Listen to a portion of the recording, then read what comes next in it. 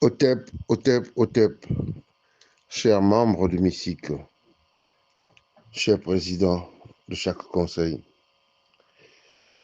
je viens ici avec humilité vous rappeler, comme vous l'avez si bien dit, oui, l'Afrique doit se développer par les Africains. Les Africains qui ont une volonté, un courage et une nécessité de faire avancer leur nation, notre nation.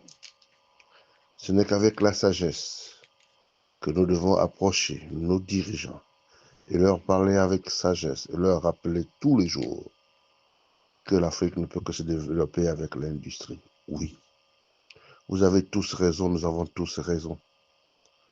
Vu le contexte où nous nous trouvons aujourd'hui, c'est de faire un congrès de rois et inviter tous les chefs d'État africains à venir écouter les paroles sages venant des pères de l'Afrique.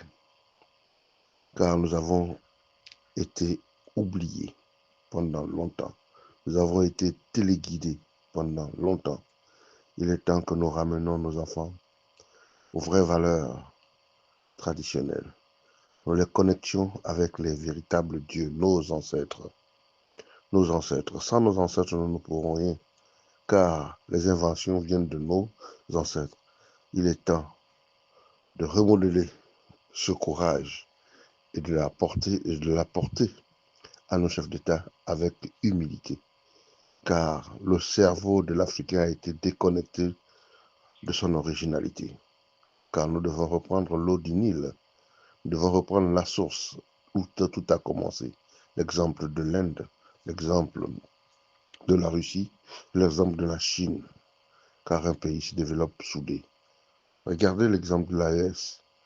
C'est dans cette optique que les pères des indépendances comme Kwame Nkrumah, je pourrais dire même Kadhafi, je dirais Sankara, que leur esprit est debout, car nous avons fait le retour des armes de nos ancêtres partis en captivité construire les États-Unis. Aujourd'hui, ces armes sont revenues en Afrique. Ce n'est qu'avec sagesse, la sagesse légendaire. Aujourd'hui, ce n'est plus le temps des guerres où nous avions formé une armée d'élite avec les Amazones. Aujourd'hui, c'est une armée d'idées que nous devrions avoir, une armée de sagesse, une armée d'orientation pour nos leaders traditionnels.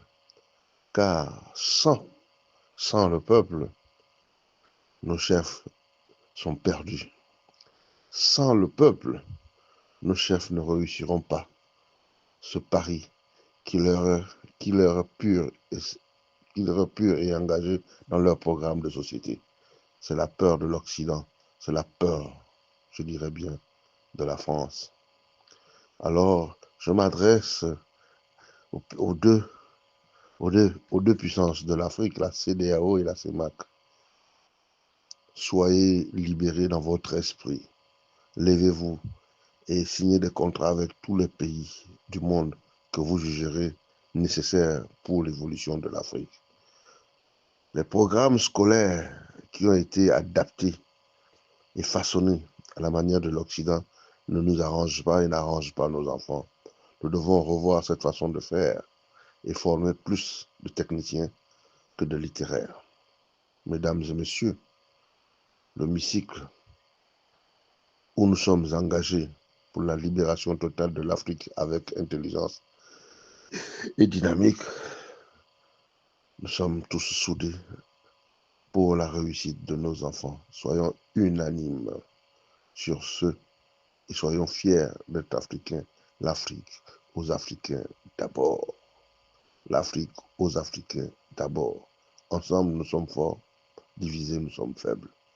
Car nous avons vu l'exemple patent de l'AES. Cette monnaie qui nous dérange, cette monnaie, mettons l'accent sur cette monnaie. Car au travers de la destruction de cette monnaie qui est le franc CFA, l'ouverture totale se fera. Car nous ne pouvons pas continuer dans cet élan où nous devons utiliser une monnaie d'esclavagiste. Mesdames et messieurs, chers membres, je suis le président de sécurité, de paix. Alors, je vous invite Je vous invite à inviter vos chefs d'État, à les aider, à nous aider. Ne protégeons plus l'Occident.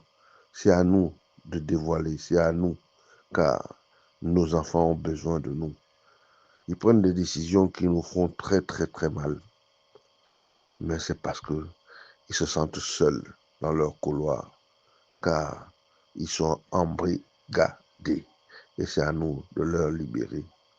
Mesdames et messieurs, je vous remercie. Sa Majesté Ovenga Ier de Lamba.